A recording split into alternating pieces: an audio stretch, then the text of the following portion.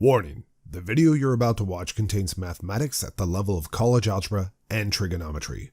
All material has an assumed prerequisite of both Algebra 1, which is elementary algebra, and Algebra 2, which is intermediate algebra. While some prerequisite topics are reviewed briefly, a more thorough review of these entrance topics can be found by searching the web. It's the system of equations.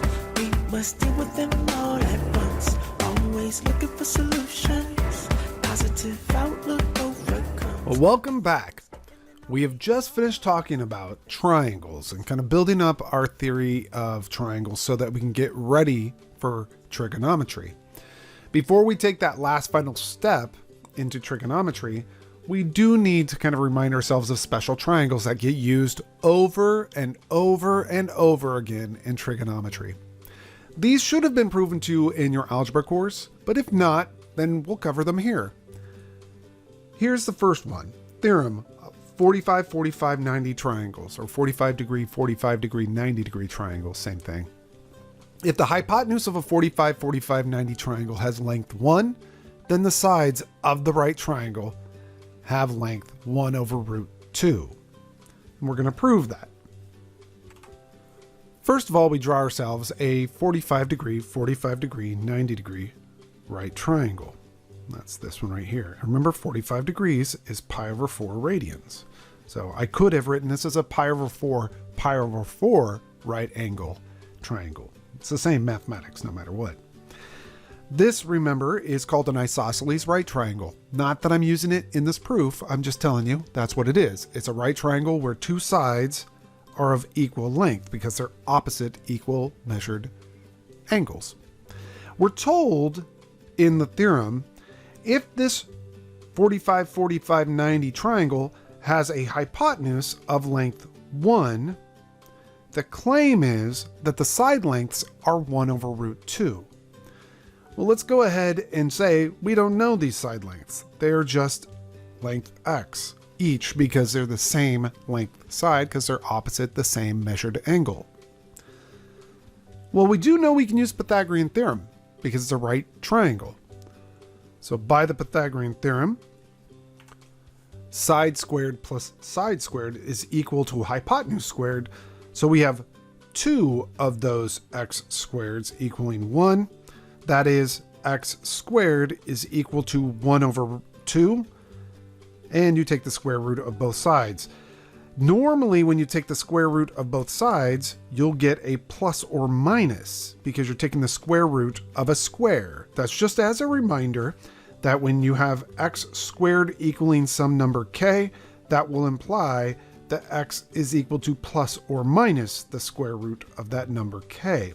But in this case, so square root of 1 over root 2, or 1 over 2, sorry. In this case, x is the length of a triangle. It cannot be negative. So we're going to go ahead and throw out the negative solution because it's extraneous in this situation. And one last little move, the square root can be broken between numerator and denominator. The square root of 1 is just 1.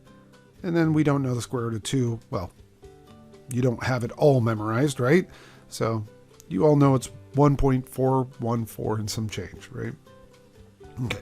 And so that is it. We've just proven that the length of the side is 1 over root 2. Boom, done, QED. What I will get from students at this point is, hey, shouldn't we rationalize that denominator? No. I mean, you could. I shouldn't say no. I should say yes and, or some silliness like that. But the reality is that rationalizing denominators is an old thing that's taught by math teachers across the spectrum for constants because they were taught that. However, when you're dealing with constants like single-termed constant denominators like this, there's no need to rationalize the denominator. If it would be different, by the way, if it was 1 over the square root of x plus 7 or something like that, I would say, yeah, please rationalize that. But when it's just a single term, there's only one object in that denominator, there's no point in rationalizing it at all. The whole idea behind rationalizing denominators came from back in the day when there were no such things as calculators. and they needed to do their arithmetic by hand. It was much easier to rationalize and then divide 2 into the square root of 2 than to divide square root of 2 into 1. Anyway, you don't need to know that. The reality is just don't bother rationalizing that denominator unless you're in a course where your instructor forces you. But I'm never going to do it. So you have to get used to that. Now let's go ahead and use that theorem. When I write that theorem out honestly in a class or something like that, I generally don't even use the way I wrote it. I usually write it this way. So if, let me kind of back up a little bit. Our theorem said this: if you have a right triangle with 45-degree angles otherwise, and the hypotenuse is of length 1, then the sides are of length 1 over root 2. But you can scale a triangle by multiplying all 3 sides by the same number. So I can multiply all 3 sides of that right triangle by square root of 2 to get a larger right triangle, but with the same dimensions to it otherwise. So the same ratio or proportion of sides. So this would still be 45, that would still be 45, but I'm going to multiply each side by the square root of 2. This is how I like to see it. For me, I'm not saying for you, I'm just saying for me, I like to view it this way. It's just a lot easier for me to deal with. So that's actually how I am going to do this. Okay. So determine the missing side lengths if the hypotenuse of a 45, 45, 90 triangle has length 7. Well, in that case, this one is actually easier to deal with. If you just want to scale this by a size of 7, multiply all 3 sides by 7. And if you did that, you would get this large right triangle, isosceles right triangle that is. So 45, 45, 90, where you're multiplying every side by 7. So that would be 7 over root 2 here and 7 over root 2 there, and you're done. That was it. Side lengths are 7 over root 2. And no, I'm not going to rationalize that denominator. You can't make me. Now, honestly, that last example is way too simple. So let's try something else. If the length from G to D, which I'll mark out on here, maybe I'll do it in black, that's fine. If the length from G to D here, which I still butchered even though I have a nice clean picture, that length is 7 centimeters. Find the length of each side and the length of G to B. So find the length of each of these sides here. It's a cube, by the way. I didn't mean to hide that from you. That is supposed to be a cube. So all the side lengths should be the same. So find the length of each side and the length from G to B. Let me showcase the length from G to B. If I could draw a straight line, I would. All right. So if this is a cube, then there are right angles everywhere. Here is a right angle on the floor right there. Here's a right angle in the back right there. Here's a right angle in the back up there. There's a right angle up here on the top of the box. All this stuff. There's right angles everywhere. There's even a right angle on the inside, that triangle with the black edge. Maybe I should make that bottom edge blue actually. So I'm going to highlight that in blue instead. The blue bottom, right or red hypotenuse and black altitude, B to D, that is also a right triangle. So there's right triangles and right edges everywhere here. Let's start by finding the side length. I'm going to highlight what I'm going to look at here. I'm going to highlight in orange. I'm going to look at this right triangle right there. That's the right triangle I'm looking at. It doesn't look right to you because it's a perspective issue.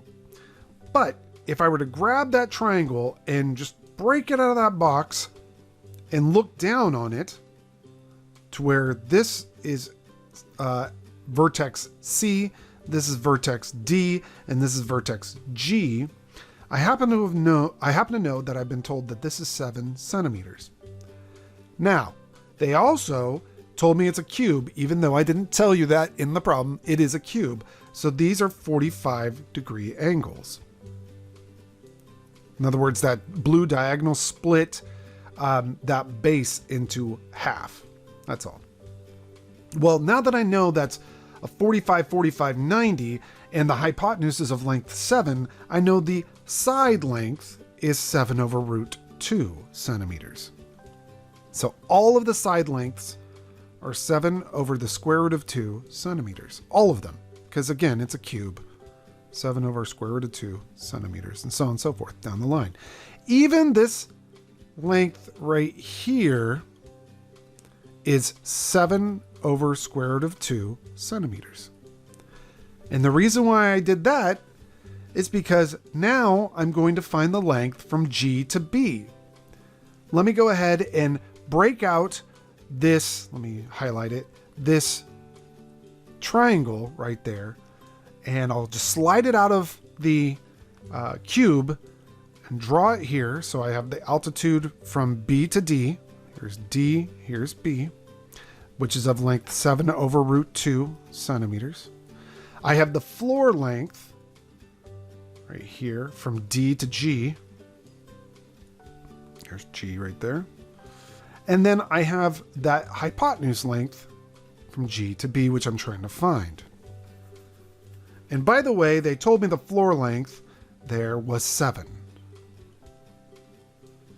And we do know that this is a right angle because it is, the floor is perpendicular to the wall. So there you go, it's a right angle. Now I can just use the Pythagorean Theorem, since that's a right triangle, to find that missing side.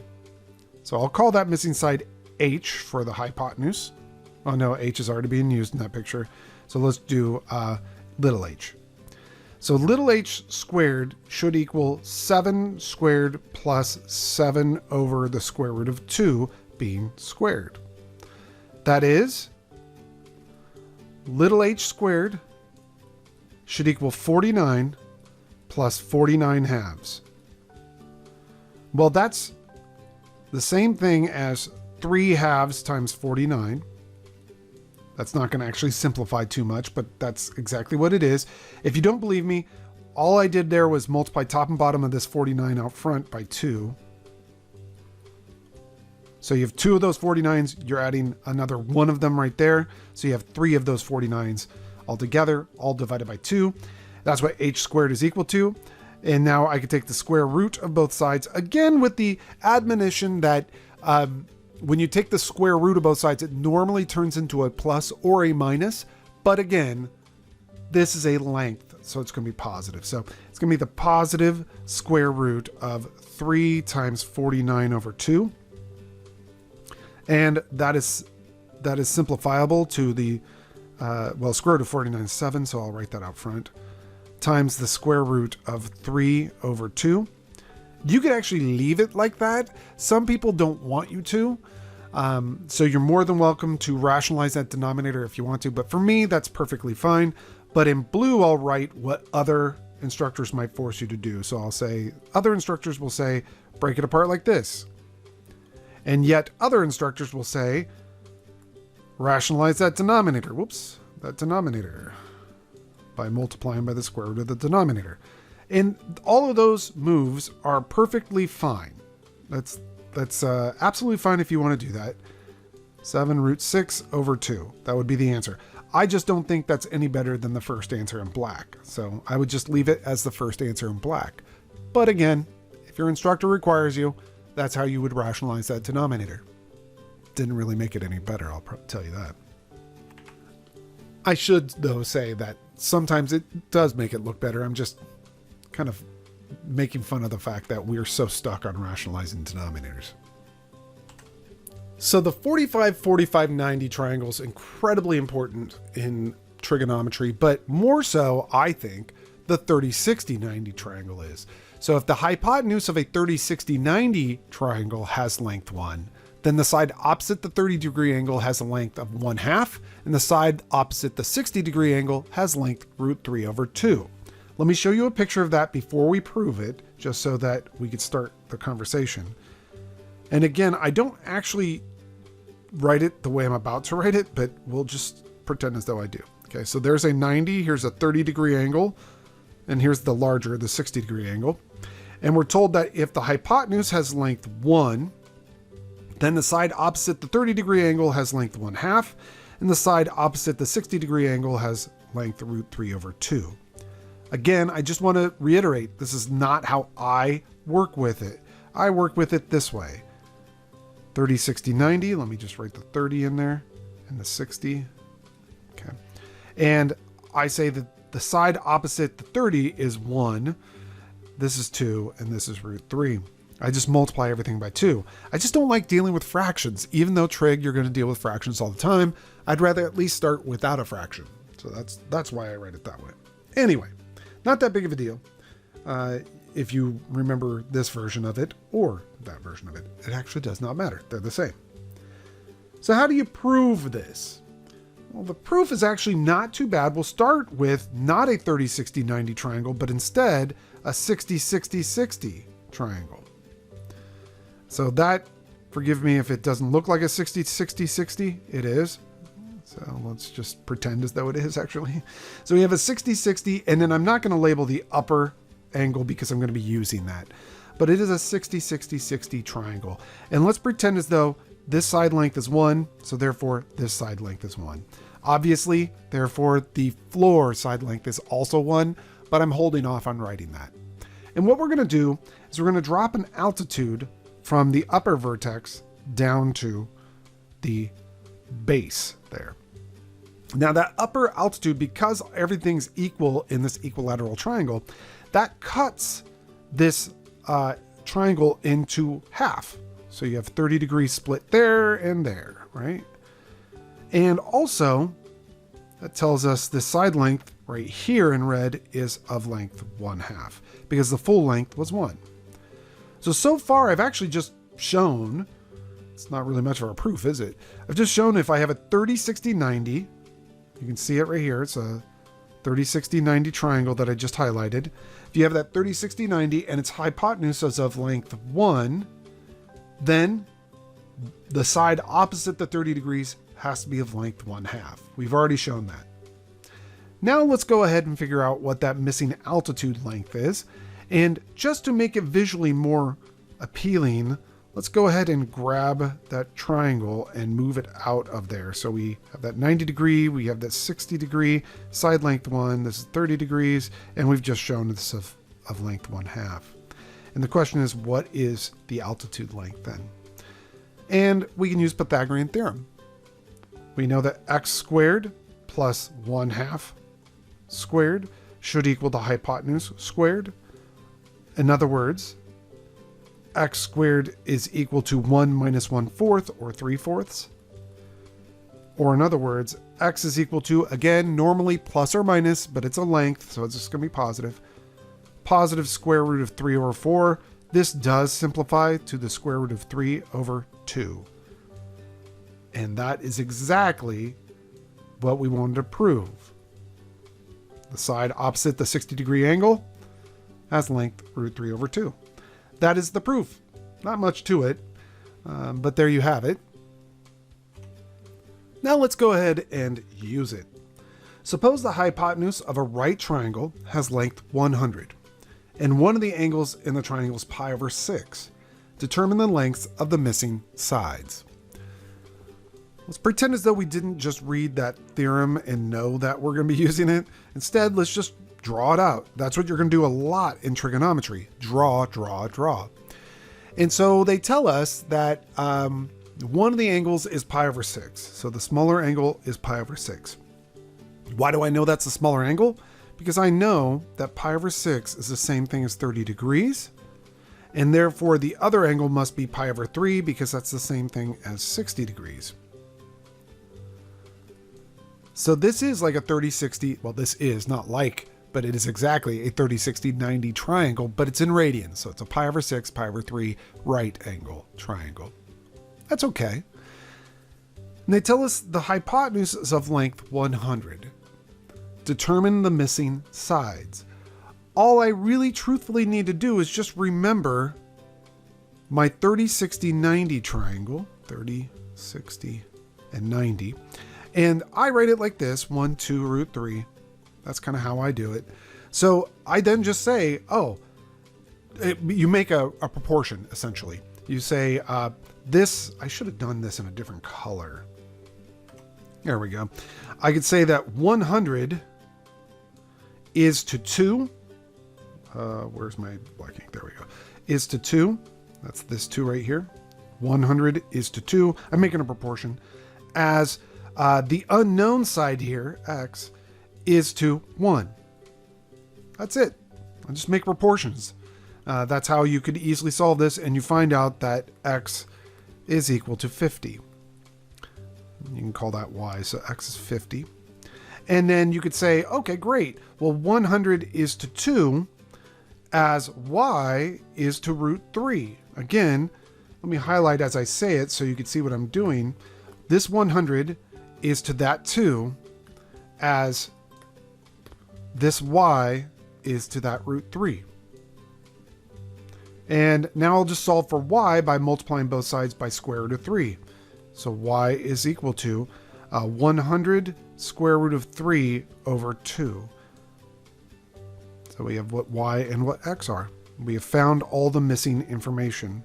100 square root of 3 over 2. Obviously that reduces down. I don't know why I'm writing that way. It's 50 root 3. There we go.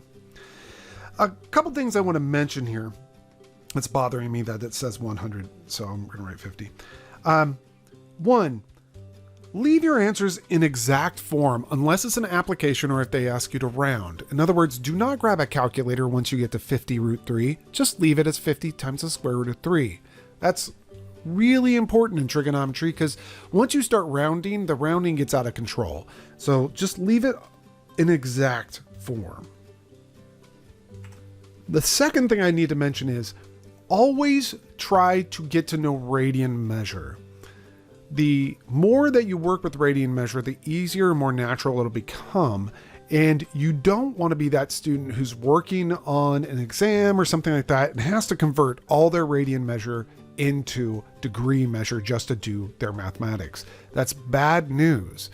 In calculus, you're going to be working pretty much exclusively with radian measure. So just get used to it. It's not terrible once you get used to it. Finally, and this is just a piece of advice just to give to any student who's taking a trig course.